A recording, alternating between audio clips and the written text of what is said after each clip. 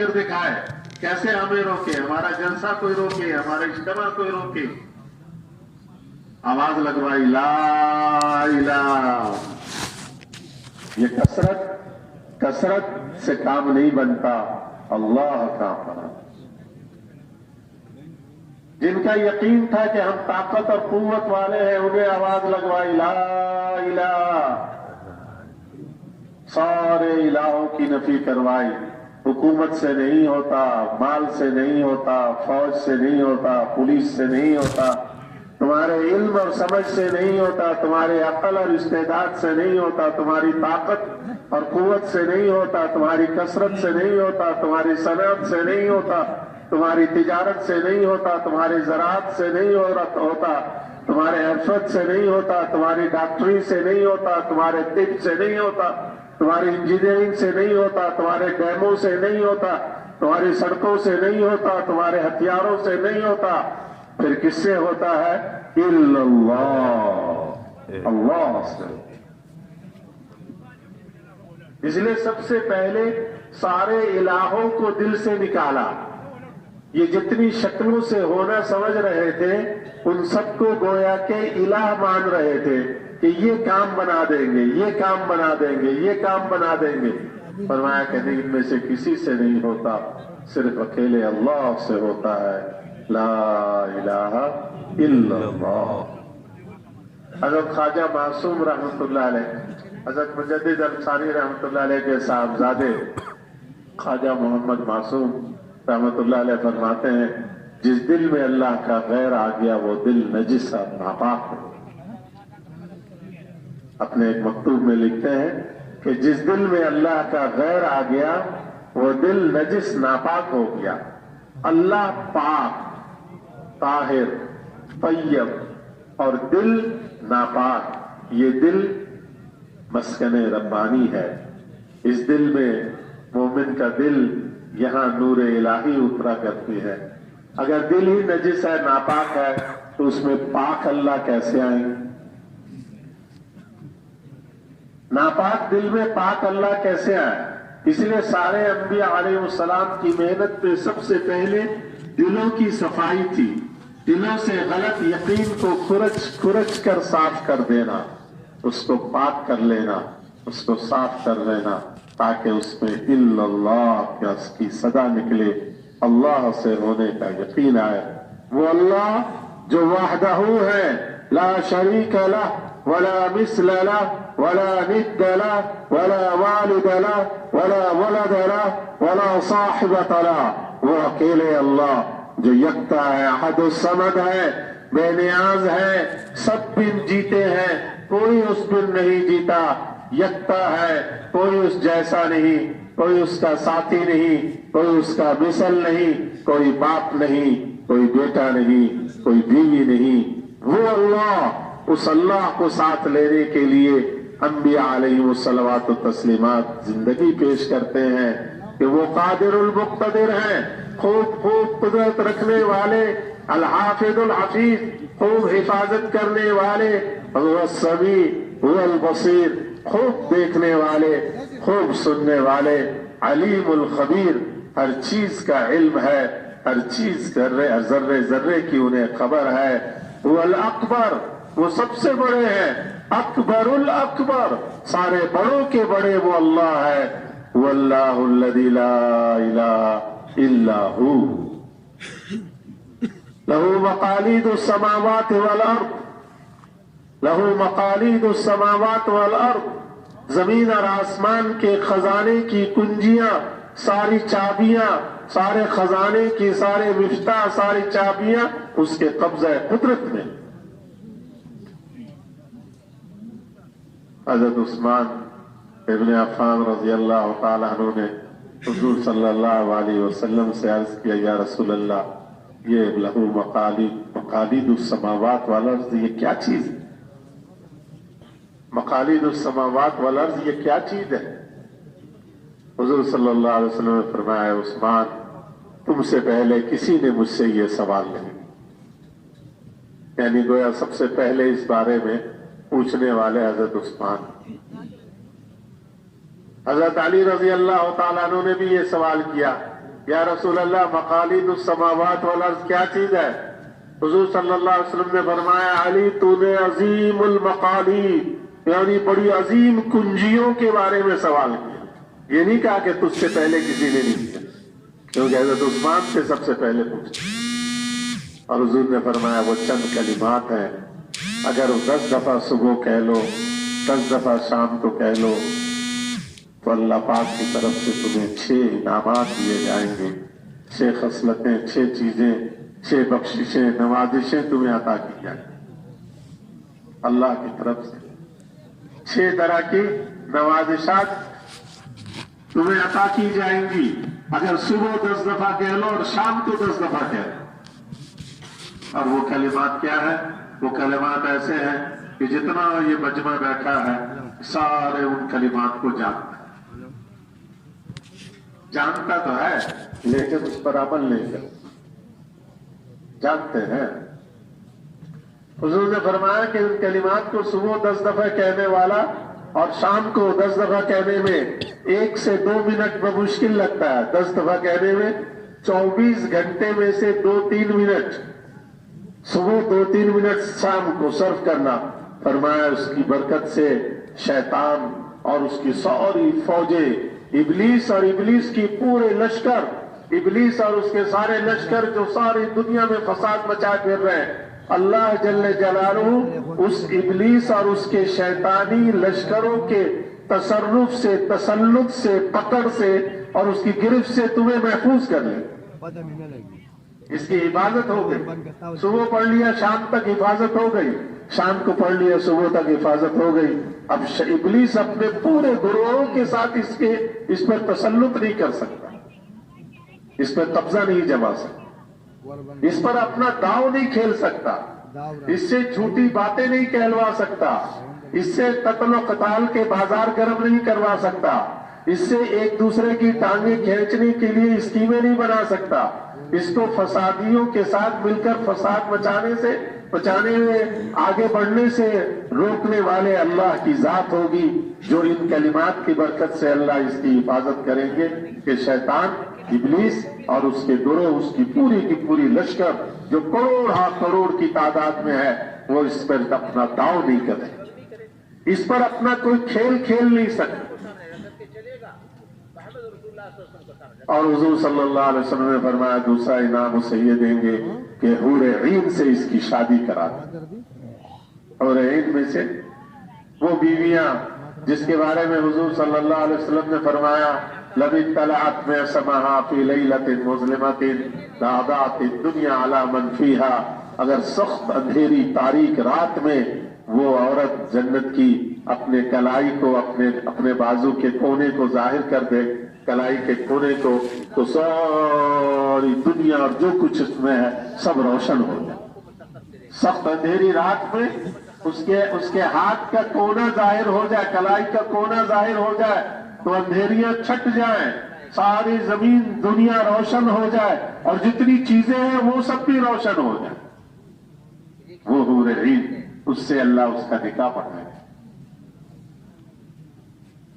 اور 12,000 فرشتے، تیسرا انعام 12,000 فرشتے، 12,000 فرشتے باریک چمڑے پہ ان کلمات کے کہنے پہ ثواب لکھتے رہیں گے اور قیامت کے دن وہ ثواب پیش کریں گے۔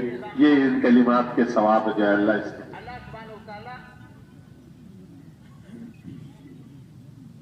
اور فرمایا کہ اللہ تعالیٰ ان کا حشر کریں گے، ابرار اس درجے میں پہنچائیں گے جہاں ابرار ہوتے ہیں، اللہ کے خاص اور خاص نیک بندے جس درجے پہ ہوتے ہیں اس ابرار کے درجے میں اللہ اس کو پہنچائے۔ اور فرمایا کہ یہ کلمات کو کہنے والا 5واں انعام تو وہ ایسا ہے جیسے اس نے تورات، زبور، انجیل اور قرآن کی تلاوت کی، اور ان چاروں آسمانی کتابوں پہ تلاوت کرنے پہ جتنا ثواب ملے اتنا ان کلمات کو 1-2 منٹ جو لگتے ہیں پڑھنے والے کو ثواب ملتا ہے۔ اور فرمایا کہ چھٹا انعام کہ اس نے حج اور عمرہ کیا اور اس کا حج اور عمرہ اللہ کے یہاں قبول ہو گیا، اس کے برابر اسے ثواب ملے گا۔ اور مزید یہ کہ اگر اس دن میں یا اس رات میں یا اس مہینے میں مر گیا تو ماتا شہیدن، تو وہ شہادت کی موت پر۔ ان کلمات کو روزانہ کہنے والا صبح اور شام، حضرت علی حضرت عثمان کو حضور صلی اللہ علیہ وسلم نے جو کلمات بتلائے، دونوں کا مفہوم معنی مطلب ایک ہی ہے، صرف تھوڑا سا فرق ہے۔ حضرت عثمان رضی اللہ تعالیٰ عنہ کو فرمایا لا الہ الا اللہ واللہ۔ اب لا الہ الا اللہ ہم سارے جانتے ہیں، سب جانتے ہیں، لیکن کبھی اس دھیان سے پڑھا ہی نہیں کہ یہ مقالید السماوات۔ اللہ اکبر بھی جانتے ہیں، سبحان اللہ و بحمدہ بھی جانتے ہیں۔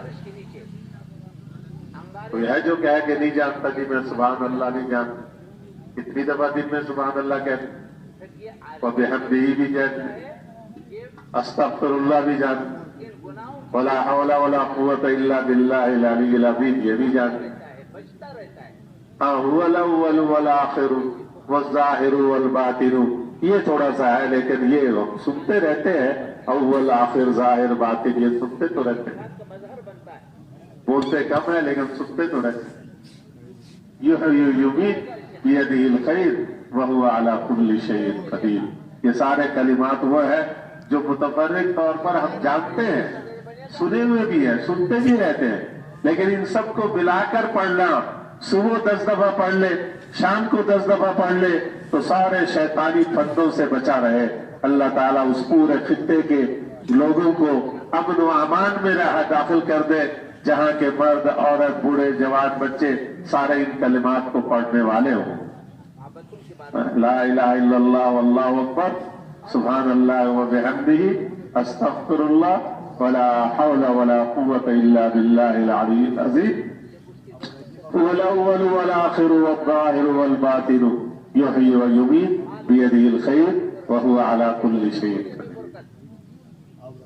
اللہ کی شان، پتہ نہیں آج مجھے کیسے یہ یاد آ گیا، بہت سالوں پہلے حاجی عبدالوہاب صاحب رحمۃ اللہ علیہ کے زندگی کی بات ہے، تو وہاں کراچی اجتماع میں جو ہے میں نے یہ دعائیں بتلا دی، کافی سالوں پرانی بات ہے۔ ہمارے آپ کے سوات کے مفتی صاحب وہ جب بھی مجھے ملے تو کہے وہ جو تم نے دعا بتائی ہے نا، وہ دن سے آج تک میں نے ناغہ نہیں کیا، وہ دن سے سالوں ہو گئے۔ وہ کہتے ہیں جس دن سے دعا تم سے سنی ہے اجتماع پہ، اس دن سے لے کر آج تک ناغہ نہیں کیا۔ مقدر کی مشکلات آتی رہیں گی لیکن پریشانی نہیں آئے گی۔ آسان سے کلمات، تو اللہ سبحانہ وتعالیٰ اللہ ہے، ابراہیم علیہ السلام کو آگ میں اطمینان عطا فرمایا۔ آسان چیزوں کو ہم اختیار، اللہ نے دین، مولانا الیاس صاحب رحمۃ اللہ علیہ نے فرمایا، ایسا فرماتے ہیں مولانا الیاس صاحب رحمۃ اللہ فرمایا الدین یسر، دین بہت آسان ہے، الدین یسر، دین بہت آسان ہے۔ اللہ رسول کہہ رہے دین آسان ہے، ہم کہہ رہے نہیں مولوی صاحب بڑا مشکل ہے، بڑا مشکل۔ مشکل کیوں ہے؟ مولانا الیاس صاحب رحمۃ اللہ علیہ نے مثال دی کہ اللہ تو فرما رہے ہیں، اللہ کے رسول فرما رہے دین آسان ہے، ان الدین یسر، یقینی بات ہے دین تو آسان ہے۔ مشکل کیوں ہے؟ فرمایا کہ ایک ڈرائیور ہے، گاڑی چلاتا ہے، سائق ہے، گاڑی چلاتا ہے، گاڑی چلانے کا ماہر ہے، 25-30 سال سے گاڑی چلاتا ہے۔ اب اگر وہ یہ کہے کہ گاڑی میری ہے، میں اپنی مرضی سے چلاؤں گا، پانی کی جگہ تیل ڈالوں گا، تیل کی جگہ پانی، اب وہ گاڑی چلانا مشکل ہوگا آسان ہوگا؟ بتاؤ نا بھائی، مشکل ہوگا آسان؟ وہ جو گھر میں روٹی، حضرت نے فرمایا مثال دی، گھر میں خاتون جو ہے روٹی پکاتی ہے، 20 سال سے روٹی پکاتی ہے، لیکن ایک دن اس کا دماغ پھر گیا، اس نے کہا آج میں آٹا نہیں گوندوں گی، آٹا گوندوں گی نہیں، توا کے اوپر جس پر روٹی ڈالتے ہیں اس کے اوپر آٹا خشک ڈال کر اوپر پانی ڈال دوں گی، تاکہ جو ہے نا مجھے آٹا گوندنے کی مشقت نہ ہو، تو روٹی بن جائے گی۔ حضرت نے فرمایا کہ دین تو آسان ہے، لیکن اگر اس کی ترتیب سے اختیار کیا جائے آسان ہے، جیسے روٹی پکانا آسان، گاڑی چلانا آسان، لیکن اس کی ترتیب کے مطابق پہلے آٹا گوندے، پیڑا بنائے، پھر روٹی بنائے، ٹکیا بنائے، پھر اس روٹی کو توے پہ رکھے، پھر اس کو پلٹ کرے، تب وہ روٹی آسانی سے بنتی ہے۔ اگر اس ترتیب کو بدل دے تو وہی روٹی پکانی مشکل، وہی گاڑی چلانی مشکل. دین کی ترتیب ہم نے بدل دی اور کہہ رہے دین مشکل. دین مشکل نہیں ہے, ہم نے ترتیب الٹ کر دی. ہم نے ترتیب الٹ کر دی ہے. ترتیب کیا تھی دین میں؟ کہ دین میں ترتیب یہ تھی امت محمدیہ کے لیے کہ جب آواز لگائی جائے گی اللہ کے دین کے لیے, یا خیل اللہ ارکبو, اے اللہ کے سواروں سوار ہو جاؤ اللہ کے دین کے لیے, اعلی کلمت اللہ کے لیے, تو پھر وہ گھر کو نہیں دیکھیں گے, وہ کاروبار کو نہیں دیکھیں گے, وہ اپنی بدنی تقاضے اور حاجتوں کو نہیں دیکھیں گے, اور اپنی چیزوں کو نہیں دیکھیں گے, اپنے راحت اور آرام کو نہیں دیکھیں گے, وہ اس کو نہیں دیکھیں گے. اس لیے مولانا یوسف صاحب رحمۃ اللہ علیہ فرمایا کرتے تھے کہ لاکھوں کی ضرورت ہی نہیں. میں نے کہا جی اجتماع, میں نے کہا یہ اجتماع نہیں تو اور کیا ہے؟ یہ تھوڑی ہے کہ لاکھوں آدمی جمع ہو تو اس کا نام اجتماع ہے. مولانا یوسف صاحب رحمۃ اللہ فرمایا لاکھوں کی ضرورت ہی نہیں, نہ ہزاروں کی ضرورت ہے. مجھے تو چند سینکڑے چاہیے, چند سینکڑے, چند سو ایسے چاہیے جو قربانی دیتے ہو دین کی محنت کے لیے, اصول اور اخلاص کے ساتھ. اصول اور اخلاص کے ساتھ. اصول کا کیا مطلب؟ کہ اپنے نفس کے چاہت کے مطابق نہیں, مشورے کے تابع ہو کر قربانی دینا. اس کے نفس نے چاہا کہ میں وہ پہاڑ کی چوٹی پہ جا کر گشت کروں, مشورے والے اس کو شہر میں بھیجنا چاہ رہے ہیں. اب دیکھنے میں مشقت تو پہاڑ کی چوٹی پہ جانے میں ہے, اور شہر میں جائے گا, مزے سے جائے گا, مزے سے کرے گا, لیکن قربانی یہ شہر جانا ہے, اس پہاڑ کی چوٹی پہ جانا یہ قربانی نہیں. وہ نفس پرستی ہے. وہ جو پہاڑ کی چوٹی پہ جا رہا وہ نفس کی طاعت پہ جا رہا, اس کا نفس چاہ رہا وہاں جاؤں, پیدل چل کر جاؤں. اور مشورے والے تک مشورہ کر رہے ہیں کہ نہیں یہ شہر میں جائے اور شہر میں جا کے گشت کرے اور وہاں لوگوں کو دعوت دے. اپنے نفس کو مشورے کے تابع کرنا یہ قربانی, اس کو کہتے ہیں اصول. یہ اصول ہے. اور اخلاص کیا ہے؟ کہ اس قربانی دینے میں کوئی چاہ نہ ہو, کوئی چاہ نہ ہو. قربانی دے کر آیا اور حضرت سے ملاقات ہی نہیں ہو سکتی, بیٹھو ذرا ابھی ادھر بیٹھو, ایک کھانا کھا رہے نہیں. وہ قربانی دے کر آیا ہے, وہ حضرت سے ملنا چاہتا ہے, امیر صاحب سے ملنا چاہتا ہے کارگزاری سنانے کے لیے. خادم اس کو بتا دیتے ہیں کہ ذرا وہ کونے پہ بیٹھو, ابھی حضرت کھانا کھا رہے ہیں, ابھی امیر صاحب مشغول ہے, فارغ نہیں. وہ قربانی دینے والا دسترخوان پہ خصوصی کمرے میں نظر نہیں آتا, خصوصی دسترخوان پہ نظر نہیں آتا, ممبر میں بھی نظر نہیں آتا. لیکن جب تقاضا آتا ہے, کام آتا ہے, بھائی بلاؤ اس کو, بلاؤ کہاں ہے وہ فلاں کو بلاؤ, اور بھائی جاؤ یہ کام کر کے آؤ. مولانا یوسف صاحب رحمۃ اللہ نے فرمایا یہ جو اس کے ساتھ سلوک کیا جاتا ہے کہ اس کو پوچھا نہیں جاتا, لیکن کام قربانی یعنی نفس کے خلاف کاموں میں مشورہ اسی کا ہوتا ہے, لیکن اس کے دل میں ذرہ برابر بھی اس کا ملال نہیں آتا, کوئی دل میں میل قدورت نہیں آتی, کوئی دل میں رنجش نہیں ہوتی, کوئی دل میں دکھ درد نہیں ہوتا کہ میرے ساتھ یہ سارا کام میں کرتا ہوں اور حلوہ پوری اس کو کھلایا جاتا ہے. اس کے دل میں یہ خیال نہیں آتا. ایسے قربانی والے چاہیے, ایسے قربانی والے چاہیے. اور فرمایا حضرت مولانا یوسف صاحب رحمۃ اللہ علیہ نے, اگر ذرہ بھی خیال آ گیا کہ میرے ساتھ یہ کیا سلوک کر رہا ہے تو ساری قربانی میں پانی کرے, ساری قربانی میں پانی کرے.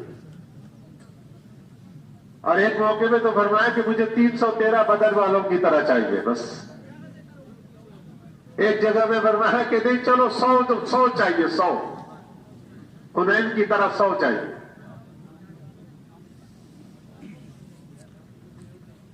اور ایک دفعہ فرمایا مولانا یوسف صاحب رحمۃ اللہ علیہ نے 313 جب فرمایا تو حاجی صاحب رحمۃ اللہ نے فرمایا کہ ایک دفعہ ہم نے کہا حضرت اب تو ہزاروں کا مجمع ہو گیا, آپ کہتے 313. حضرت نے فرمایا ابھی تو 40 بھی ویسے نہیں ہوئے جیسے میں چاہتا ہوں. اس زمانے کے, اب تو اور زیادہ گراوٹ کے دور میں ہم. بھیڑ کا نام قربانی تھوڑی ہے. ایک موقع میں فرمایا ایک مجموعہ چاہیے, ایک مجموعہ چاہیے. یہ جیسے یہ مجموعہ ہے اتنا ہی مجمع, جتنا یہاں آج بیٹھا ہوا ہے اتنا مجمع, 5 باتوں پہ آ جائے، صرف 5 باتوں پہ. ایسے فرمایا کہ اگر یہ مجموعہ 5 باتوں پہ آ جائے، دعا کرو اللہ ہمیں اس مجموعے میں سے بنا دے. آمین تو کہہ دو. کیا پتا کس کی آمین اللہ کی پسند آئے. 5 باتوں پہ آ جائے ایک مجموعہ، تو اس مجموعے کے دن کی محنت اور راتوں کی سسکیوں اور آہوں والی دعاؤں پر اللہ مشرق اور مغرب میں پھیلی امت کو ہدایت عطا فرما دے. عائشہ رحمۃ اللہ فرماتے تھے، ایک دعا ہمیشہ مانگتے تھے خوب گریہ زاری کے ساتھ کہ اللہ تو ہماری جماعتوں کا انتظار کیوں کرتا ہے؟ کہ ہم وہاں جماعت بھیجیں گے تو ہدایت دے گا؟ ہماری جماعت کے گئے بغیر ہی تو ہدایت دے دے، تجھے کون پوچھنے والا؟ اللہ کو کون پوچھنے والا؟ ہم کوشش کریں گے، محنت کریں گے، لیکن اس کو مشروط کہ ہماری محنت ہوگی تبھی ہوگی ہدایت. اگر یہ مجموعہ اس بات پہ تیار ہے کہ ہم انشاءاللہ ان 5 باتوں پہ اپنے آپ کو لے کر آنے کی کوشش کریں گے، پھر تمہیں وہ 5 باتیں بتلا دیتا ہوں. اور اگر وہ 5 باتوں پہ آنے کے لیے ہمارا ارادہ ہی نہیں ہے تو پھر سننے کی کیا ضرورت ہے؟ سنیں اپنا پھر اس میں عمل نہ کریں تو یہ تو اچھی بات ہے. کیا کہتے ہیں؟ تیار ہے انشاءاللہ؟ انشاءاللہ. عائشہ صاحب رحمۃ اللہ علیہ کو ویسے ہی سواد والے اور خاص طور پر یہاں پہلے بھی جب آئے تھے بڑی کوٹ، ان لوگوں سے بڑی امیدیں تھیں کہ بھئی یہاں والے تو جو کہیں گے وہ کریں گے، تو اگر یہ بات ہے تو پھر وہ بات کہہ دیتے. سب سے پہلی بات تو یہ کہ جب کہا جائے اللہ کے راستے میں نکلنے کو تو فوراً نکلنے کے لیے تیار. انشاءاللہ. کون کون تیار؟ انشاءاللہ سب تیار. واپس نہیں جانا یہاں. جو مجمع نہیں آیا، جب رہ گیا، جو بھی وجہ بنی، اب جو آ گیا ہے اب یہ یہیں سے آگے جائیں گے، پیچھے نہیں جائیں گے انشاءاللہ. انشاءاللہ تو کہہ دو بھائی. انشاءاللہ. انشاءاللہ. یا پیچھے نہیں جائیں گے، آگے جائیں گے، آگے کے تقاضے کو دیکھیں گے. دوسری بات، اس کام کے تقاضے پہ جب آگے کے لیے نام لکھوا دیا اور اس میں اپنے بدن کا کوئی تقاضا آ گیا تو بدن کے تقاضے کو بعد میں چلو واپس آ کر بھی کہیں گے، تشکیل سے واپس آئیں گے پھر بدن کو دیکھ لیں. تیار انشاءاللہ؟ انشاءاللہ. تیسری بات یہ کہ کام کے تقاضے کے مقابلے میں اگر اپنے گھر کی کوئی ضرورت آ جائے، گھر سے بلاوا آ جائے، بیٹی بیمار ہو گئی ہے اور بیوی گر گئی ہے اور ٹانگ ٹوٹ گئی ہے، اور واپس آ کر دیکھیں گے ابھی تو کچھ انتظام کر لو، اب تو میں اللہ کے راستے میں ہوں، کام کا تقاضا آ گیا ہے، اس کام کے تقاضے کو پہلے پورا کروں گا پھر آؤں گا. تیار اس کے لیے؟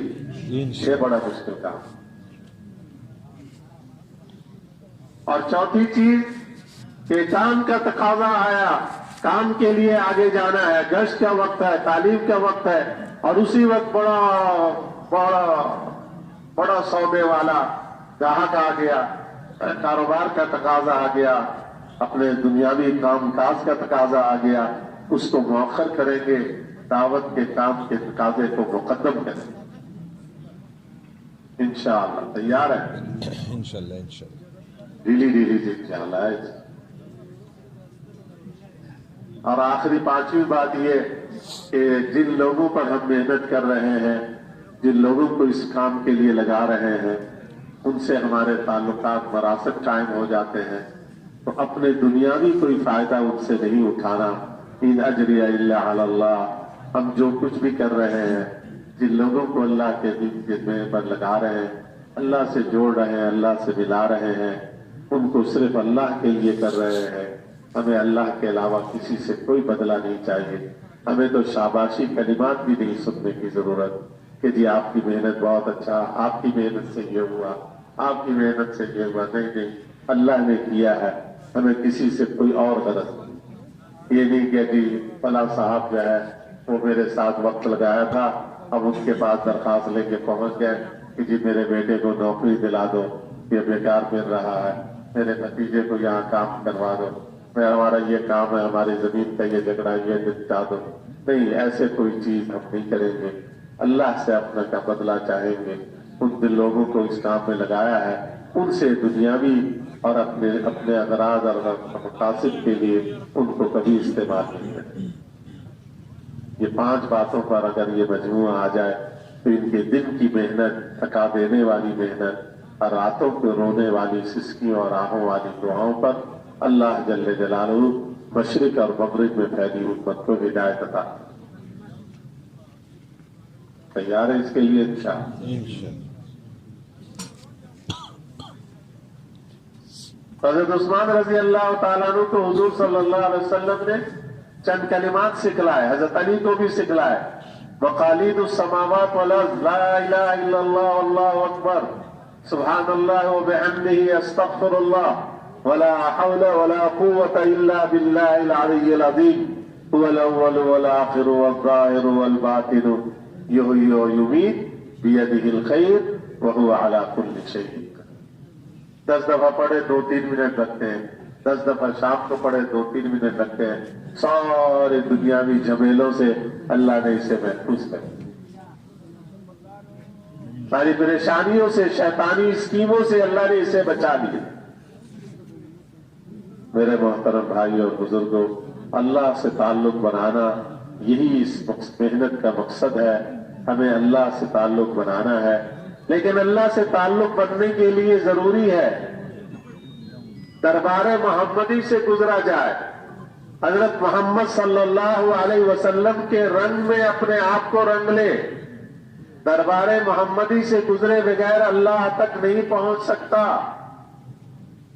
جو حضور صلی اللہ علیہ وسلم کے رنگ میں اپنے آپ کو رنگا جائے گا وہی کل قیامت میں حضور کے سب سے زیادہ قریب اپنے آپ کو پائے گا۔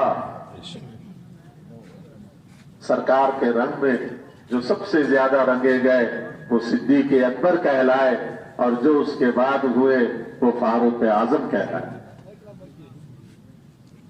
حضور صلی اللہ علیہ وسلم کی ایک ایک ادا پر مر مٹنا، آپ کی ایک ایک سنت پر اپنی جان نچھاور کر دینا۔ حضور صلی اللہ علیہ وسلم، مولانا یوسف صاحب رحمۃ اللہ فرمایا، بزرگوں کے وظائف کے فائدے بے بہا ہے، بے بہا ہے۔ جو بزرگوں نے وظائف بتلائے ہیں اس کے فائدے بے بہا، اتنے فائدے، اتنے فائدے، اتنے فائدے۔ لیکن حضور صلی اللہ علیہ وسلم کے سنت طریقے سے بیت الخلا جانا اور بیت الخلا سے نکلا اور استنجا کرنا حضور کے سنت طریقے کے مطابق، اس کے فائدے کے مقابلے میں سارے فائدے کم، اس لیے کہ میرے محبوب کی ذات اقدس سے نکلا۔ اللہ کو اپنے محبوب کی ہر ادا 7 آسمان اور زمین سے زیادہ قیمتی ہے۔ حضور صلی اللہ علیہ وسلم، جمشید صاحب رحمۃ اللہ فرماتے تھے، حضور صلی اللہ علیہ وسلم کی ایک ایک سنت، دائیں ہاتھ سے دینے کی سنت، دائیں ہاتھ سے لینے کی سنت، دائیں ہاتھ سے کھانا پینا، ایک ایک چھوٹی سی چھوٹی سنت جس کو ہم بہت ہی حقیر معمولی سمجھتے ہیں ہمارے نظروں میں، لیکن اللہ کے یہاں اس کی قدر اور قیمت 7 آسمان 7 زمین اور جو کچھ اس کے اندر ہے ان سب سے زیادہ قیمت۔ یہ ہے محمد رسول اللہ، لا الہ الا اللہ محمد رسول اللہ۔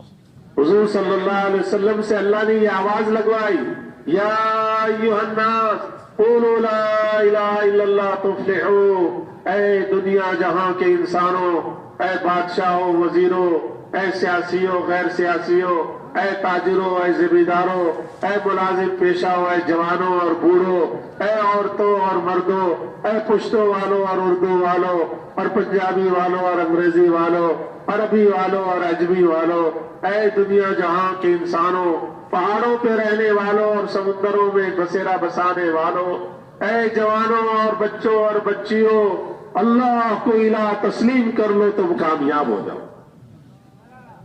قیامت تک آنے والے انسانوں کے لیے آواز لگوائی حضور صلی اللہ علیہ وسلم کے ذریعے سے اللہ تعالیٰ نے، اور حضور صلی اللہ علیہ وسلم کی پوری امت کو، ہر مرد کو، اور عورت کو، ہر بوڑھے کو، جوان کو، ہر عالم کو، غیر عالم کو، ہر پڑھے لکھے ان پڑھ کو اللہ نے اس کے ساتھ، حضور کے ساتھ اس آواز لگانے میں شریک کر۔ اور حضور کو نمونے کے طور پر بہترین اسوہ حسنہ بنا دیا. محمد رسول اللہ، حضور صلی اللہ علیہ وسلم کے رنگ میں اپنے آپ کو رنگ لو. فقال مفتی جناب الدین صاحب رحمۃ اللہ علیہ کے ہمارے بزرگ فرماتے تھے حضور کی زندگی سے میل کھاتی ہوئی زندگی، نقشے پا آپ کے پاؤں، جبکہ نقش جہاں پڑے وہاں پاؤں رکھنا، یعنی آپ کی ہر ادا کے مطابق اپنے آپ کو. ہم نے اپنے اکابرین کو دیکھا کہ وہ چلنے میں بھی کوشش کرتے کہ حضور جیسے چلتے تھے ویسے چلا جائے، حضور جیسے مسکراتے تھے ایسے مسکرایا جائے، حضور کے جیسے اخلاق تھے ویسے اخلاق کا ہے. گھر والوں کے ساتھ اچھے سلوک سے رہا. عبادات سے لے کر زندگی کے تمام شعبوں میں حضور صلی اللہ علیہ وسلم کے رنگ میں اپنے آپ کو رنگنا.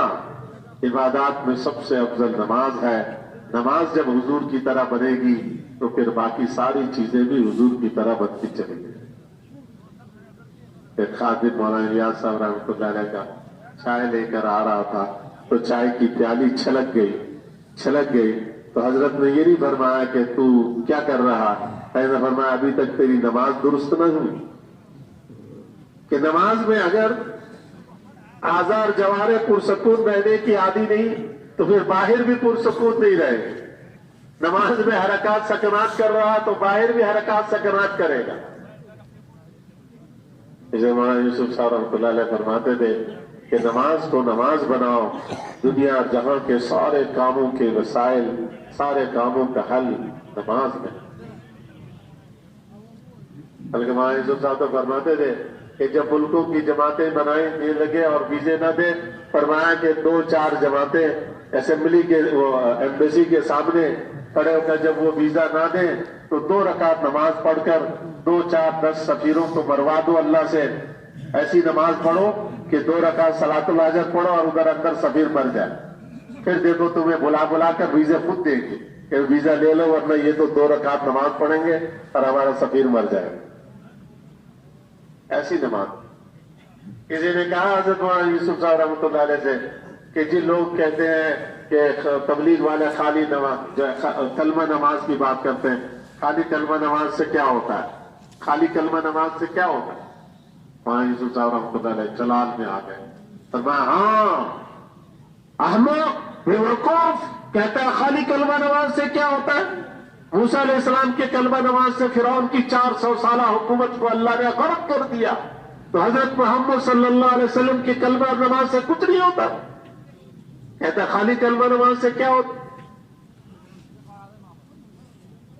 لیکن تب جب کلمہ دل کا یقین بن جائے، کلمے کے مقابلے میں سارے یقینوں کو دل سے کھرچ کر نکال دے اور نماز بدن کا حصہ بن جائے، ایسی نماز جو یقینی طور پر بے حیائی یا برائی سے روک رہی.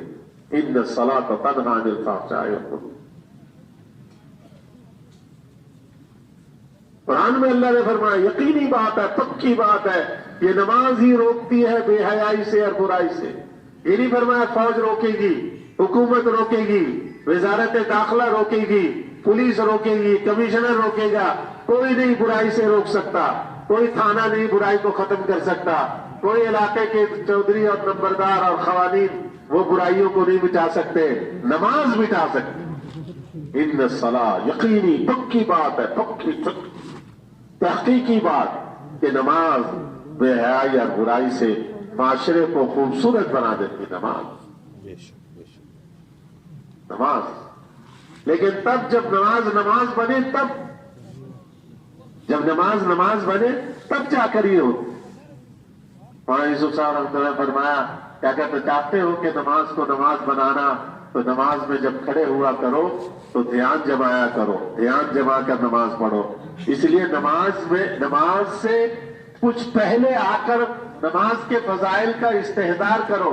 اب میں ایک عمل کرنے والا ہوں، میں تکبیر کہوں گا اللہ اکبر، یہ 7واں آسمان اور زمین سے زیادہ قیمتی یہ تکبیر. اور فرمایا کہ جب اللہ اکبر کے لیے کھڑے ہو دھیان جماؤ استقبال قبلہ. فرمایا استقبال قبلہ وہ جو بیت اللہ کی پتھر اور مٹی ہے اس کا استقبال نہیں ہے، استقبال قبلہ اصل میں اللہ کی جو قدرت اپنے گھر کے پاس ظاہر ہوئی ہے اس قدرت کا، قدرت الہیہ کا استقبال ہے۔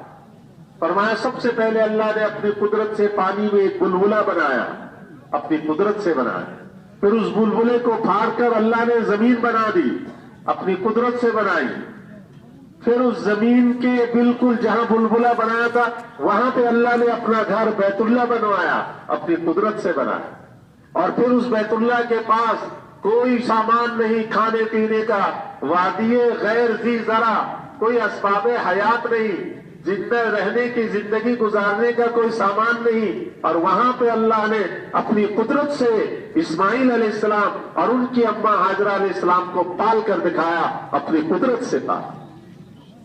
وہ قدرت الہیہ جو اس گھر کے پاس ظاہر ہوئی ہے، اور ایک دفعہ نہیں بارہا دفعہ، اور اللہ نے ابرہہ اور اس کی پوری فوج کو بغیر کسی حکومت اور بغیر فوج اور ہتھیار کے چھوٹے چھوٹے پرندوں اور کنکریوں کے ذریعے سے اللہ نے اپنی قدرت سے بھوسا بنا کر ہلاک و برباد کر دیا۔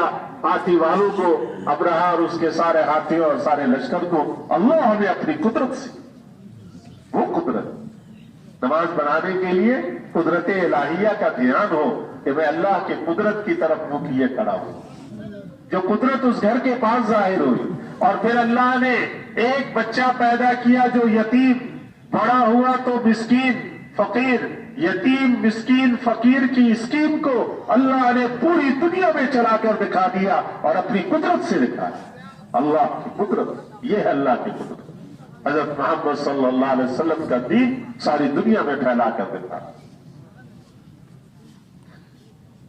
اپنی قدرت سے اللہ نے اس گھر کے پاس بار بار یہ چیزیں دکھلائی، وہ جو اللہ کی قدرت الہیہ اس بیت اللہ کے پاس ظاہر ہوئی ہے، اور بلبلے سے لے کر حضور صلی اللہ علیہ وسلم کی شریعت اور دین اور اسلام کی دنیا میں پھیلنے تک بارہا اللہ کی قدرت ظاہر ہوئی اور قیامت تک ہوتی رہے گی۔ اس قدرت الہیہ کی طرف میں منہ کیے کھڑا ہوں، یہ ہے اصل میں استقبال قبلہ۔ یہ مولانا یوسف صاحب رحمۃ اللہ علیہ فرمایا، اور فرمایا کہ جب تکبیر کہو اللہ اکبر، یہ ہاتھ جب اٹھاتے اللہ اکبر کے لیے تو دو چیزیں ہیں، ایک ہاتھ اٹھانا ہے، ایک ہاتھ اٹھانا ہے، اور ایک منہ سے اللہ اکبر کہنا ہے۔ اللہ اکبر منہ سے کہتے ہوئے یہ دھیان ہو کہ سب سے بڑے اللہ، اتنے بڑے اللہ کہ جو اپنے ایک امر کن سے ساتوں آسمان اور ساتوں زمین کو بنا دیا، اور اپنے امر کن سے ساتوں آسمان اور زمین کو بھسم کر کے ختم کر سکتا ہے، اور اس سے بھی بڑا آسمان اور اس سے بھی بڑی زمینیں اپنے امر کن سے بنا سکتا ہے، وہ اللہ اکبر، اتنے بڑے اللہ۔ اور یہ ہاتھ اٹھا کر یہ اشارہ کر رہا ہے کہ سارے اللہ سے چھوٹے، وہ سارے چھوٹے پیچھے، اللہ سب سے بڑا، اس اللہ کی طرف اب دھیان جمانے کے لیے میں کھڑا ہوں۔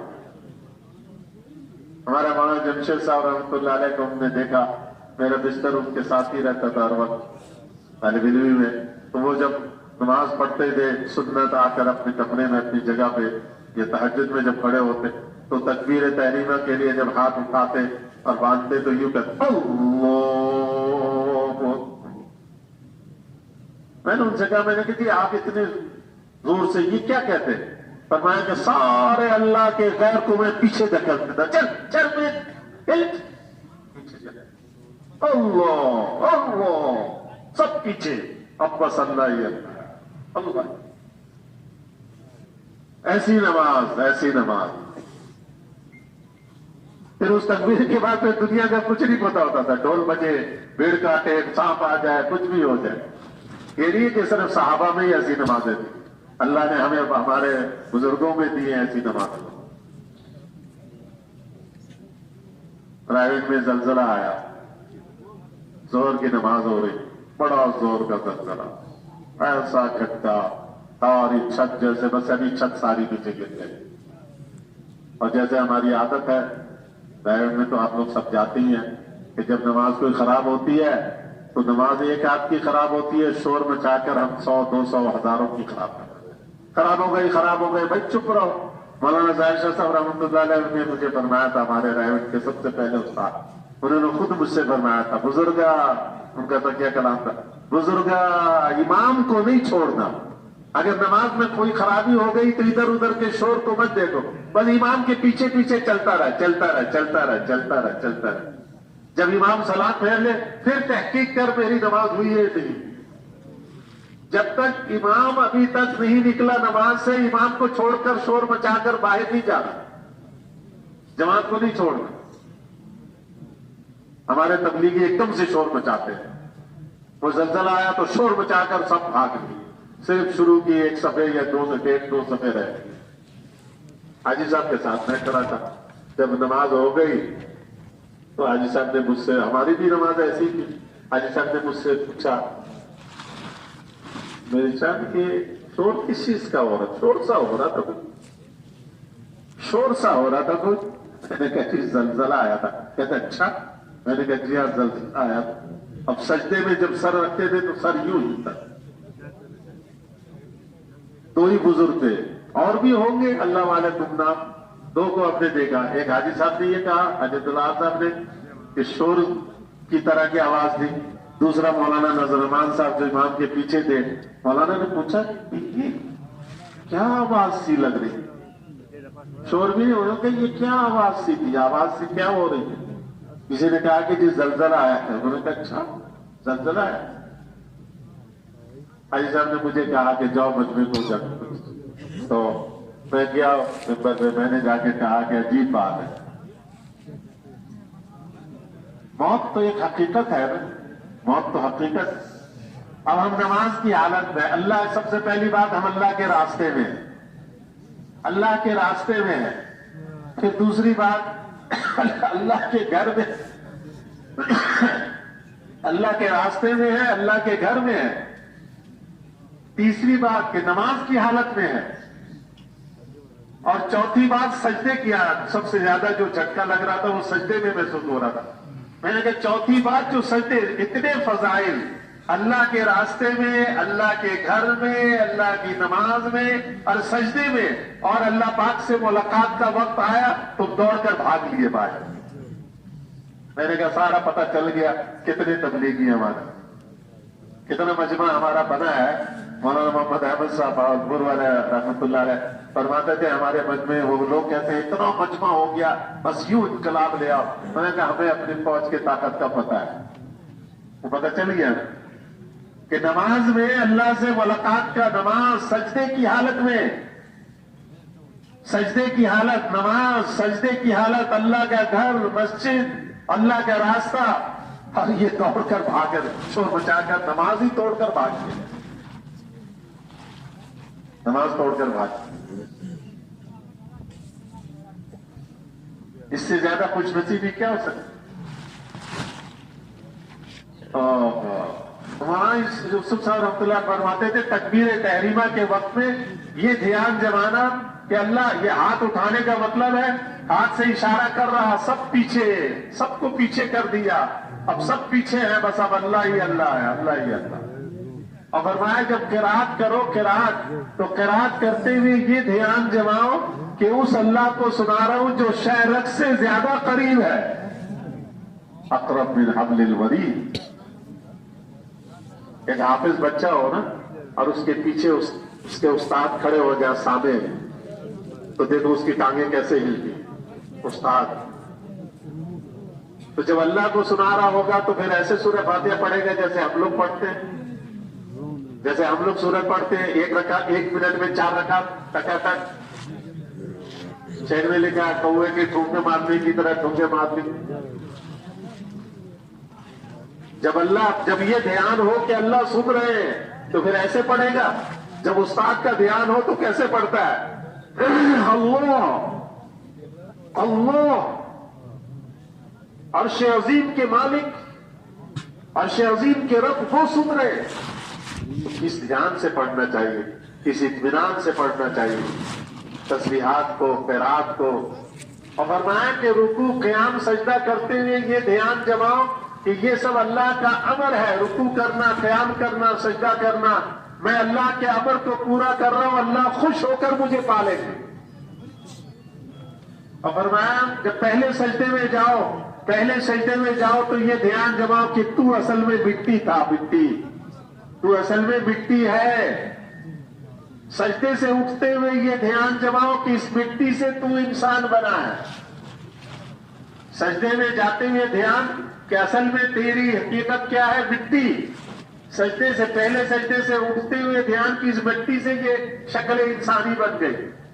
اور دونوں سجدوں کے بیچ میں جو بیٹھنا ہے تھوڑی دیر کا، یہ بیٹھنا دنیا کی تیری زندگی ہے بس۔ یہ دو سجدوں کے درمیان بیٹھنا یہ دنیا کی زندگی ہے۔ اور دوسرے سجدے میں پھر جانا، مر کر مٹی ہو جانا، مٹی سے بنا تھا اور مٹی ہو گیا۔ اور دوسرے سجدے سے اٹھتے ہوئے یہ دھیان کہ قیامت میں اللہ کو حساب کے لیے کھڑا ہوگا۔ فرمایا ہر رکعت میں یہ دھیان جماؤ۔ آج عشاء کی نماز سے پہلے کوشش کریں کہ عشاء کی نماز میں اس دھیان سے نماز پڑھنے کی، چاروں رکعت تو ہو جائے کوئی تو وہ تو پتہ نہیں، بہت سر کتب ہوگا اس زمانے کا، اگر ایک رکعت کے ایک حصے میں بھی ہو گیا تو بھی کام بن جائے گا انشاءاللہ۔ کریں گے نا انشاءاللہ؟ نماز ایسی نماز بنانے کی کوشش کریں، ایسی نماز نہیں کہ اللہ اکبر کہا اور السلام علیکم کے بعد پتہ چلا کہ میں نماز میں تھا۔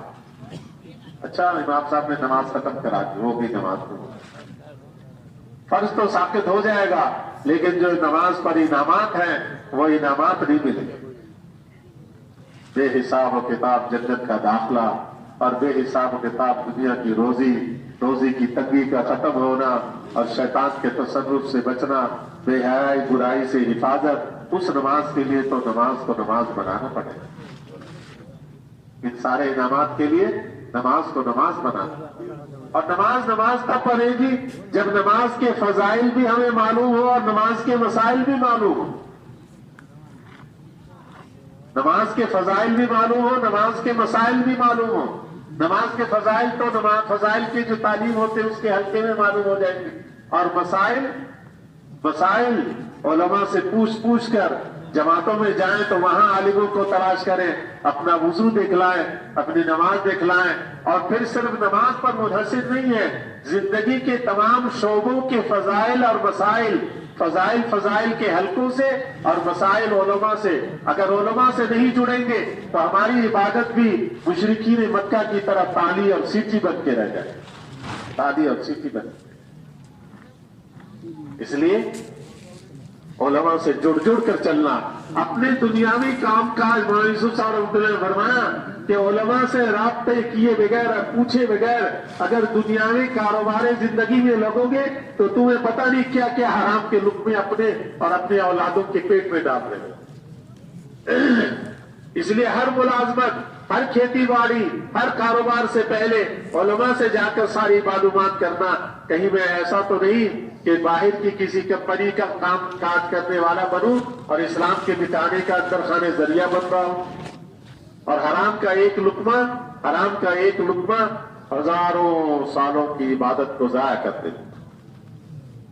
حرام کا ایک لقمہ، حرام کا لقمہ جس کے اندر چلا گیا اس کی دعائیں قبول نہیں ہوتی۔ اب چیخ رہے ہیں، چلا رہے ہیں، رو رہے ہیں، کہتے دعائیں قبول نہیں ہیں۔ کھانا تو دیکھو، پہننا تو دیکھو، پینا تو دیکھو کہ وہ کیسا ہے۔ بعض ساتھی کہتے ہیں کہ جی اگلے کو جوڑنا ہے تو اگر اس کا نہیں کھائیں گے تو کیسے جوڑیں گے؟ واہ بھائی واہ، یعنی اپنا بیڑا غرق کر کے اس کو جوڑنا ہے۔ یہ کچھ لوگ ایسے کام کرتے تھے، شیطانی کام، اللہ نے ان کو تبلیغ میں لگا دیا تو وہ اب ان کو فکر ہوئی۔ تو اللہ کی شان یہ تھا کہ وہ میرے پاس کچھ آتے جاتے تھے رات کو 1:30 بجے 2 بجے، تو وہ کچھ لے کر آتے تو میں نے لڑکوں سے کہا ہوا تھا کہ چیزیں لے لینا لیکن استعمال نہ کرنا۔ اور وہ چیزیں وہاں قریب میں محلہ تھا عیسائیوں کا، وہاں عیسائی بچوں میں تقسیم کروا دیتا تھا کہ یہ جاؤ کھانے پینے کے وہاں سب کو کھلا پلا۔ جب ان کا 4 مہینے لگ گئے، چلے لگ گئے، تو اب انہیں ہوش آیا کہ ہماری تو کمائی ساری غلط، ہماری تو ساری کمائی غلط۔ تو کہنے لگے جی کیا کہہ رہے ہیں؟ میں نے کہا چلو مولانا جمشید صاحب سے پوچھتے۔ میں نے کچھ جواب نہیں دیا، میں نے کہا بڑے جب موجود ہیں تو کیا ضرورت؟ مولانا جمشید صاحب کے پاس گیا تو ان میں سے کہنے لگا کہ جی ہم کچھ لوگوں کے پاس گشتوں کے لیے جاتے ہیں ہمیں یقین ہے کہ ان کی کمائی صحیح نہیں ہے، ہمیں یقین ہے کہ ان کی کمائی صحیح نہیں ہے، تو وہ ہمیں کھانے پینے کی چیزیں پیش کرتے ہیں، ہم کیا کریں؟ مولانا نے فرمایا کہ بھائی روزہ رکھ کے جاؤ، روزہ رکھ کے جاؤ۔ وہ لوگ بھی بڑے تیز لوگ، ہوشیار ہے، دماغ ان کا بڑا کام کرتا ہے، جبھی تو یہ سارے کاموں میں لگے ہوتے ہیں۔ شیطان کا دماغ بھی بہت کام کرتا ہے، ایسا نہیں ہے کہ اس کا دماغ کام نہیں کرتا۔ اگر دماغ کام نہ کرے تو اتنے سارے مخلوق کو کیسے برا کرنے کی کوشش کرے؟ دماغ کام کرنا اصل نہیں ہے، صحیح کام کرے یہ اصل ہے۔ مولانا نے فرمایا روزہ رکھ کر جاؤ، تو وہ فوراً بولا کہ جی ہماری تو ملاقاتیں ساری رات کو ہوتی ہیں، تو رات کو روزہ کون سا ہوتا ہے؟ کیا ہم کہیں گے کہ روزہ رکھ کر آئے ہمارا روزہ ہے؟ مولانا نے فرمایا کہ ان سے یہ کہہ دو، جب وہ کہیں، مولانا نے فرمایا ان سے یہ کہو کہ ایک بہت بڑے حکیم نے مجھے سخت پرہیز بتلایا ہے اس وقت کچھ کھانے میں۔ اب وہ حیران یہ کیا بات ہوئی؟ تو مولانا نے سمجھایا کہ اللہ سے بڑا کوئی حکیم نہیں اور حرام سے بڑھ کر کوئی پرہیز نہیں۔ اللہ سے بڑا کوئی حکیم نہیں اور حرام سے بڑھ کر کوئی پرہیز نہیں۔ بتا دو کہ ایک بڑے حکیم نے مجھے سخت پرہیز بتلایا ہے اس وقت کچھ کھانے پینے سے سخت پرہیز بتلایا۔ اس لیے علماء سے جڑے رہیں گے تو بچے رہیں گے۔ جو علماء سے کٹا اور اپنے آپ کو سمجھنے لگا کہ میں ہی سب کچھ جانتا ہوں، کہ تبلیغ میں یہ بیماریاں شروع ہو گئی ہے، 3 چلے لگا کر وہ سمجھتا ہے کہ میں ہی علامہ ہو گیا۔ نہیں، یہ شیطان کا چیلا بن گیا۔ اگر 3 چلے لگا کر یہ سمجھ میں آ گئی کہ میں ہی سب کچھ جان گیا ہوں، تو یہ وہی میں قرآن میں 2 ہی بولنے والے تھے، ایک شیطان اور ایک جو ہے فرعون، اور تیسرا یہ جو یہ کہے کہ 3 چلے کے بعد میں سب کچھ جان گیا۔ نہیں، 3 چلے کے بعد اپنے علماء سے جڑنا اور ایک ایک چیز کو پوچھ کر چلنا، اپنے گھریلو زندگی، کاروباری زندگی، اپنی ذاتی زندگی، ہر چیز میں علماء متقین۔ علماء بھی یہ نہیں کہ پنجاب میں تو ہر داڑھی والے کو مولوی سمجھتے ہیں، پنجاب میں جو داڑھی والا وہ مولوی ہے، وہی مفتی ہے، وہی سب کچھ، چاہے اس کو الف میں بھی نہ آتا ہو۔ نہیں، وہ علماء جو متقی ہیں، اللہ والے ہیں، علماء کی تحقیق، علاج کے لیے ہم ماہر ڈاکٹر تلاش کرتے ہیں، دینی مسئلہ پوچھنے کے لیے ہر ایرو غیرو سے مسئلہ پوچھنا شروع کر دیتے۔ نہیں، جو ماہر علاقے کے ماہر مفتی ہیں ان کے پاس جانا، ان کی خدمت میں جانا، اور جانے آنے پر جو اللہ کے یہاں سے اجر و ثواب ہے، من سلک طریقا یلتمس بہ علما سہل اللہ لہ بہ طریقا الی الجنہ۔ جو کسی مسئلے کے پوچھنے کے لیے، کسی چیز کو جاننے کے لیے کوئی راستہ چلا تو اللہ تعالیٰ اس کے لیے جنت کا راستہ آسان کر دیتے ہیں۔ ایک چھوٹے سے مسئلے کے لیے گیا مفتی صاحب کے پاس اور جنت کا راستہ آسان ہو گیا اس کے لیے۔ کریں گے نا انشاءاللہ۔ اسی طریقے سے ذکر کے ساتھ اپنے آپ کو ہر وقت اللہ کے دھیان میں رکھنا۔ ہم اللہ کے بندے ہیں، اللہ ہمارے آقا ہے۔ 24 گھنٹے کی جتنی ذکر سے مطلب یہ صبح و شام کی صرف تسبیحات نہیں ہے۔ عائشہ رحمۃ اللہ علیہ فرماتے ہیں کہ میں نے حضرت جی مولانا انعام صاحب سے پوچھا کہ جی ذکر سے مقصد کیا ہے؟ حضرت نے فرمایا صبح سے لے کر شام تک اور شام سے لے کر صبح تک کی جتنی مسنون دعائیں ہیں، موقع کی مسنون دعائیں ہیں، یہ سب ذکر کا حصہ ہے۔ صبح شام کی تسبیحات بھی ہے، تیسرا کلمہ، استغفار، درود شریف، یہ بھی ذکر ہے۔ روزانہ تلاوت قرآن، غیر حافظ کم از کم 1 پارہ اور حفاظ کم از کم 3 پارے، اور غیر حافظ زیادہ پڑھے تو اچھی بات ہے، جو بالکل اٹک کے پڑھ رہا ہو تو وہ کوشش کرے زیادہ آہستہ 1 پارے تک پہنچنے کی۔ تو تلاوت قرآن، صبح و شام کی تسبیحات، اور صبح سے شام ہر موقع کی دعا، سو کر اٹھنے کی دعا، سوتے وقت کی دعا، یہ دعائیں اس لیے ہے کہ ہر وقت اللہ کے دھیان میں رہے کہ اللہ نے کرم کیا، اللہ نے فضل کیا، اللہ کے شکر اور اللہ کی نعمتوں کے شکر اور اللہ کی تکالیف کے اوپر صبر اور شکر کے ساتھ۔ افلا اکون عبدا شکورا، حضور صلی اللہ علیہ وسلم کو جب عائشہ نے کہا آپ کے تو اگلے پچھلے سب اللہ نے معاف کر دیے، پھر اتنی نمازیں کہ آپ کے چاند مبارک کے اوپر ورم پڑ گئے، حضور نے فرمایا کیا میں اللہ کا شکر گزار بندہ نہ بنوں؟ یہ شکر گزاری کی کیفیت کے لیے اللہ نے ہر موقع کی دعا دی. کپڑا پہنو تو بھی شکر کرو, کپڑا اتارو تو بھی شکر کرو, اور جوتے پہنو تو شکر, مسجد میں جاؤ شکر, مسجد سے نکلو شکر, بیت الخلا جاؤ کھانے سے پہلے, کھانے کے بعد گھر میں جاؤ, گھر میں. اور سارے جھگڑے اور فساد کی وجہ کیا ہے پتہ ہے؟ جھگڑے فساد کی وجہ کہ ہم گھروں میں مشروط طریقے سے نہیں داخل ہوتے.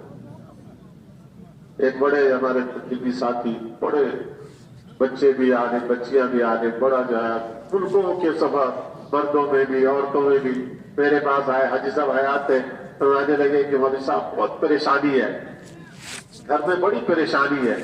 تو میں نے صرف ایک بات کی, میں نے کہا یہ بتائیں گھر میں ہر کوئی سلام کر کے بسم اللہ پڑھ کے داخل ہوتا ہے؟ چپ. میں نے کہا بس پتہ چل گیا. حدیث پاک میں آتا ہے کہ جو گھر میں بغیر بسم اللہ کے داخل ہو, بغیر سلام کیے داخل ہو, تو ایک شیطان دوسرے شیطان کو کہتا ہے آجا آجا, اس گھر میں کھانا بھی ملے گا ٹھکانہ بھی ملے گا. اور اس شیطان کا نام امام قرطبی رحمۃ اللہ علیہ نے لکھا ہے اپنی تفسیر میں, اس شیطان کو داسم کہتے ہیں. داسم, دال الف سین اور میم, داسم. کہیں اپنے بچے کا نام رکھ دینا کوئی داسم. کہیں سے ہمارے بعض علاقے کے لوگ جو اٹھ پٹانگ جو لفظ آ جاتا ہے وہی نام رکھ دیتے. حضور نے منع فرمایا اچھے نام رکھتے, اس لیے کہیں سے داسم سن کر نام ہے. یہ داسم اس شیطان کا نام ہے جو گھر میں آتا ہے. شیطان ایک داسم دوسرے سے کہتا آجا آجا, یہ بغیر بسم اللہ کے بغیر سلام کے گھر میں داخل ہو رہا, اس گھر میں ہمیں ٹھکانہ بھی ملے گا کھانا بھی ملے گا. ہر آدمی جو سلام بسم اللہ کے بغیر گھر میں داخل ہوتا ہے وہ اپنے ساتھ 2 داسم کو اندر لے کر آتا ہے. 5 آدمی داخل ہوئے بغیر سلام بسم اللہ کے, 10 اندر داسم آ گئے, تو اس گھر میں لڑائی جھگڑا نہیں ہوگا تو اور کیا ہوگا؟ کوئی خوشی کی بات ہوگی؟ بچے لڑتے بہت ہیں مولوی صاحب, کوئی وظیفہ کوئی تعویذ لکھ دو مولوی صاحب. بچے لڑائی بہت کرتے ہیں. بچے لڑائی نہیں کریں گے, بچے کو سکھایا سلام کر کے اندر آ جاؤ, بچہ بسم اللہ پڑھ کر اندر آتا ہے. عورتیں نگرانی کرتی ہیں گھروں میں کہ بچہ سلام کر کے آیا ہے نہیں آیا. حدیث پاک میں آتا ہے جو گھر میں سلام کر کے داخل ہوتا ہے اللہ تعالیٰ اس کے لیے وافر رزق کا فیصلہ کرتے ہیں. اب تنگی ہے, مہنگائی ہے جی, کمزوری ہے جی, فاقہ ہو رہا ہے, یہ ہو رہا. ارے بھائی گھر میں سلام کر کے ہر آدمی, ہر بڑا چھوٹا جو بھی گھر میں آئے دروازے بند رکھو, دروازہ کھولو, مہمان آئے اسے بھی کہو السلام علیکم, سلام کر کے آئیے آئیے بسم اللہ پڑھ کر اندر آ جائیے, تاکہ مہمان کے ساتھ بھی کوئی داسم اندر نہ ہے. حضور صلی اللہ علیہ وسلم نے فرمایا اگر گھر میں کوئی نہیں ہے, پتہ ہے خود تالا کھول رہا, گھر میں کوئی نہیں ہے, حضور نے فرمایا پھر بھی سلام کرو اونچی آواز سے, تمہارا یہ سلام فرشتے مجھے پہنچا.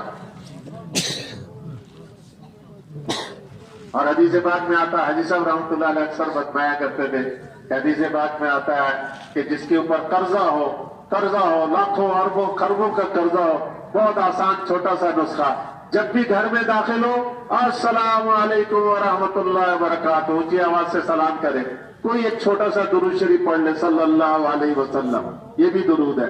اور بسم اللہ الرحمن الرحیم اور سورہ اخلاص پڑھ لے, قل هو اللہ احد اللہ الصمد لم یلد ولم یولد. سارے قرضے اللہ غیب سے اتاریں گے اور آئندہ کبھی سے مقروض نہیں کریں. حاجی صاحب کے پاس ایک صاحب آئے, کہنے لگے جی بڑا قرضہ ہے. حاجی صاحب نے یہی عمل بتلایا. 15 دن کے بعد کہنے لگے جی اللہ نے فضل کر دیا, سارے قرضے گئے.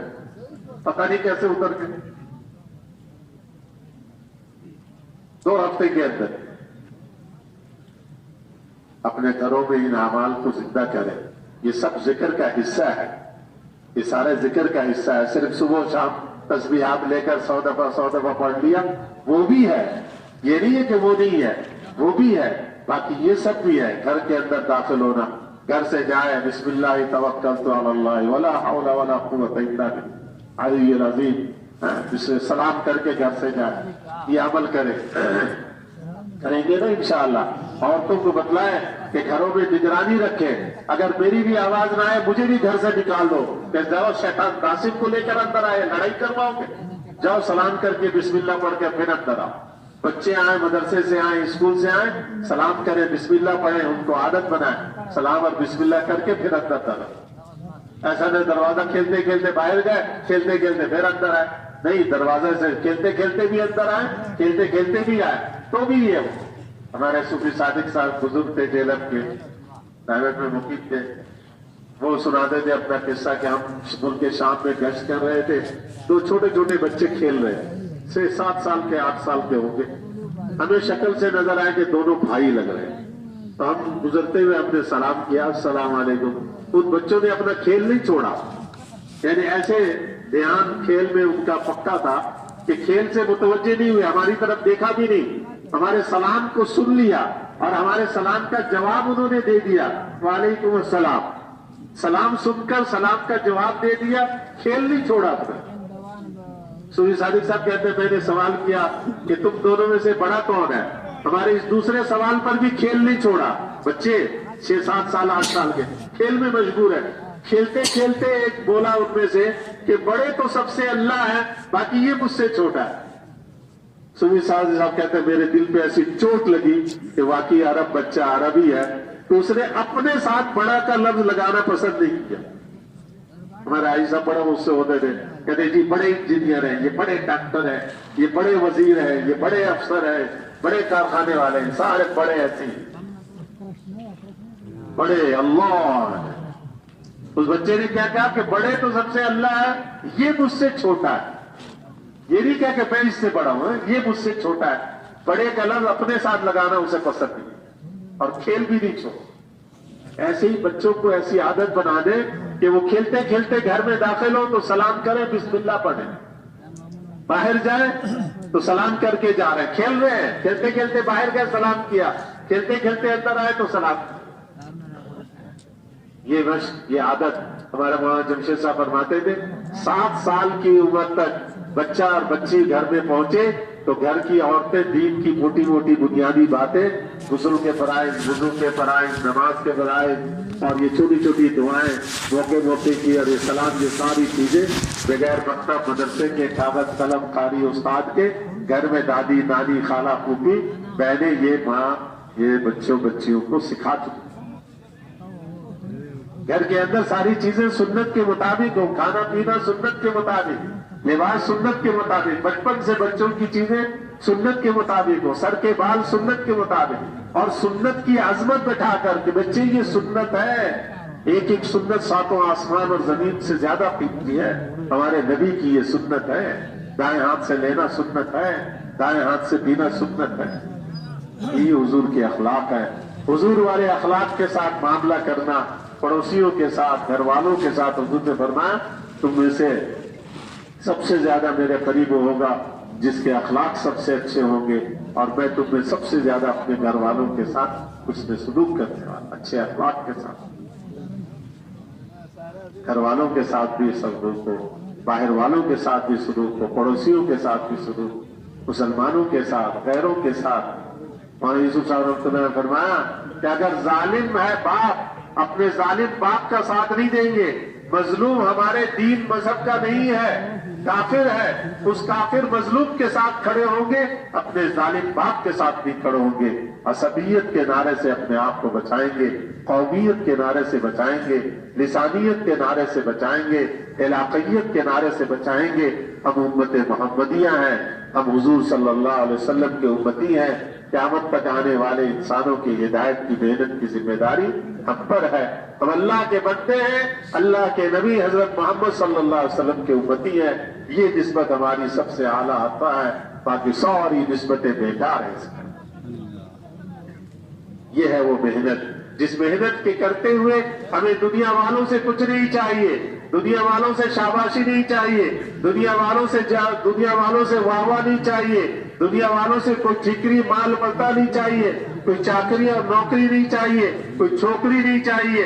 ہمیں تو صرف اللہ کی رضامندی اور اللہ کی خوشنودی چاہیے کہ اللہ راضی ہو جائے اور اللہ خوش ہو جائے۔ اس چیز کو لے کر ہمیں ساری دنیا میں پھرنا ہے، مارے مارے پھرنا ہے، اپنی جان کو بھی لگانا، اور اپنے جو مولانا یوسف صاحب نے فرمایا کہ ان 5 باتوں کو لے کر سارے عالم کی محنت کرتے ہوئے سارے عالم کی حضرت صاحب رحمۃ اللہ نے فرمایا حضور والے درد کو اپنے اندر پیدا کرو، انسانیت کا غم اور ہمدردی، حضور والے اس درد کے ساتھ جو ہم گشت کریں گے، جو تعلیم کریں گے، جو ہم بیانات کریں گے، جو ہم ذکر اذکار کریں گے، جو نماز پڑھیں گے، جو تلاوت کریں گے، جو تسبیحات کریں گے، ہمارے ایک ایک عمل کا اثر سارے عالم پہ پڑے گا۔ جیسے عائشہ فرماتے تھے کہ ہماری ایک بوڑھی عورت جو اپاہج ہے، چل نہیں سکتی، بیٹھ نہیں سکتی، اٹھ نہیں سکتی، دیکھ نہیں سکتی، حرکت نہیں کر سکتی، لیکن اپنی چارپائی پہ لیٹے لیٹے 7 ارب سے زائد انسانوں کی ہدایت کا ثواب لے سکتی ہے۔ اے اللہ سارے انسانوں کو ہدایت دے۔ محنت کرتے رہنا، اپنی استطاعت، اپنی طاقت کے بقدر جتنا ہم کر سکتے ہیں اتنی حرکت کرنی بھی ضروری ہے، چلت پھرت بھی کرنی ضرورت ہے۔ جو چل سکتا ہے وہ کہے میں نہیں چلوں، اور جو بیٹھا ہوا ہے وہ کہے میں نہ بیٹھوں، جو بول سکتا ہے وہ کہے میں نہ بولوں، ایسی بات نہیں ہے۔ جتنی اللہ نے ہمت دی ہے اس کے بقدر سال 7 مہینے بیرون اندرون 4 مہینے 40 دن 3 دن اس کے اعتبار سے نکلنا، اپنے مقامی گشت، مقامی تعلیم، مسجد کا اوقات، گھر کے مشورے، گھر کی چیزیں، گھر کے اعمال، یہ سارے اعمال دعوت جو مسجد کے ہیں، محلے کے ہیں، مرکز کے ہیں، جہاں جہاں میری ضرورت ہے، وہاں جہاں تقاضا ہے وہاں کے لیے میں تیار ہوں۔ اصل تو میرا یہ کام ہے، چلے 4 مہینے تو اس موقع کے حادثاتی اور ہنگامی بنیاد کے لیے ہے، موت تک میرا یہی کام ہے۔ اس کام کا جب بھی تقاضا آئے گا اس کے لیے میں تیار ہے انشاءاللہ۔ کام کا تقاضا آیا کہ اب جاؤ ساری زندگی کے لیے تو اس کے لیے بھی تیار ہے، لیکن مشورے کے ساتھ اور اخلاص کے ساتھ قربانی دیں گے۔ اللہ تعالیٰ کے یہاں یہ قربانی پسند آ جائے گی۔ اس قربانی پہ اللہ سارے عالم کے انسانوں کی ہدایت کی فکر کریں گے، لیکن وہی حضور والا درد، حضور والی درد اور بے چینی، آپ والا قرآن، آپ والا غم کیا ہے کہ حضور صلی اللہ علیہ وسلم کے اندر یہی بے چینی، ماں باپ سے زیادہ انسانوں کے لیے شفیق۔ عائشہ رحمۃ اللہ علیہ رات کے 2 سوا 2 2:30 بج رہے تھے، مجھے بلایا، پوچھا کہ میری منی کوئی ایسی ترکیب نہیں ہے کہ کافر بھی سارے دوزخ سے نکل کر جنت میں چلے گئے، ایسی کوئی ترکیب نہیں؟ میں نے کہا نہیں، ایمان شرط، وہ بے چینی، وہ درد کہ ساری عشاء سے لے کر رات 2:15 بج گئے اور یہی سوچ رہے کہ کافر دوزخ سے کیسے نکل جائے۔ ایمان والے گنہگار، ایمان والے دوزخ میں سزا کاٹ کر کبھی نہ کبھی جنت میں جائیں گے، لیکن یہ کافر ہمیشہ دوزخ میں رہیں گے۔ ساری رات اسی بے چینی کے اندر لے کر تسبیح بیٹھے رہے اور سوچتے رہے، اور جب میں نے نہ کہہ دیا کہ کوئی ترکیب نہیں ہے اس لیے کہ ایمان شرط ہے، تو صبح تک چہرے کا رنگ بدلا ہوا، اور اسی غم میں، اسی پریشانی میں، انتقال سے کچھ عرصے پہلے کی بات ہے، اور اسی پریشانی میں صبح فجر کر دی، اور فجر کے بعد، فجر کی نماز کے بعد بیان کے لیے ممبر۔ میرے بھائی اور دوستوں، بزرگوں، حضور کو یہ درد تھا کہ انسانیت دوزخ سے کیسے بنے، انسانیت جنت میں جانے والی کیسے بنے۔ یہ درد اپنے اندر پیدا کر لے، اللہ سے مانگے اس کو کہ اللہ جو حضور صلی اللہ علیہ وسلم فرمایا، فرماتے تھے کہ حضور کے ظاہراً اور باطناً نقل نصیب ہو جائے، نقل نصیب ہو جائے، باطناً نقل ساری کائنات کے آدم علیہ نبی علیہ السلام سے لے کر قیامت تک کے سارے انسان مل کر بھی حضور کی باطن کی نقل نہیں کر سکتے، لیکن اس کی نیت کر سکتے ہیں اور ظاہر کی کوشش کر سکتے ہیں۔ ہم ظاہر کی کوشش کریں اور باطن کی نیت کریں، باطن کی نیت کریں، اللہ تعالیٰ اس کے اعتبار سے ہمیں اجر و ثواب دیں گے اور ہمیں اس کے لیے قبول فرمائیں۔ تیار ہیں انشاءاللہ؟ اس کے لیے فرمائے ماشاءاللہ ہمت اور حوصلے کے ساتھ اس کام کو کام بنانے کے لیے جنہوں نے یہ طے کر لیا کہ اس کام کو کام بنا کر اس کام کے جو تقاضے آئیں گے۔ مولانا یوسف صاحب رحمۃ اللہ فرماتے تھے صحابہ کی ایک عمومی ترتیب تھی کہ ہر سال 4 مہینے بیرونی نقل و حرکت کے لیے اور باقی 8 مہینے اپنے مقام پہ آدھا دن آدھی رات اس دین کی دعوت اور محنت کے لیے، آدھی رات گھر بار کے لیے، آدھا دن کاروبار کے لیے۔ جو اس کے لیے تیار ہے کہ ہر سال 4 مہینے وہ کھڑے ہو جائیں، ہر سال 4 مہینے کی ترتیب بنائیں گے، ہر سال 4 مہینے مشورے سے اپنے مشورے والوں کے سامنے پیش ہوں گے، ہر سال 4 مہینے، ہر سال 4 مہینے۔ اور یہ تو بہت بڑا ہے، ابھی تو آپ نے کہا تھا کہ جو تقاضا آئے گا اس پر ہر سال 4 مہینے کی ترتیب ہم اپنے آپ کو مشورے والوں کے سامنے پیش کریں گے۔ وہ ہمارے حالات دیکھ کر اگر ابھی 4 مہینے کے بجائے چلاتے ہیں تو ہمیں 4 مہینے کا ثواب مل گیا. اب تو یہ گزرت ہے کہ ہم 4 مہینے سے بچ جائیں. اب تو اپنے آپ کو روک کر دکھائے. کیسے ہمیں روکے؟ ہمارا جلسہ کوئی روکے، ہمارا اجتماع کوئی روکے.